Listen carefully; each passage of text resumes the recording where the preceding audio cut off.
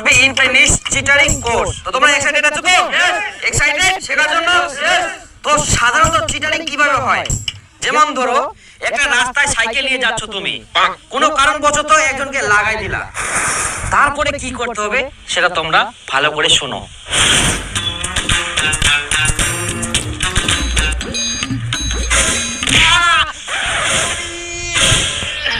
লাগেনি তো? লাগেনি মানে? দেখো দাদা, আমি পড়ে গেলাম। করবেনই তো এরকম করে না দেখে সাইকেল চালালে। বুঝেন, একটু দেখে শুনে সাইকেল চালাবেন।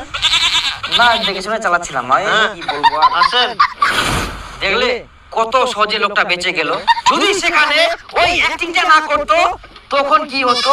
প্রচুর লেভেলে গালি দিত সেই সাইকেলওয়ালাটাকে। এরকম তোমাদেরও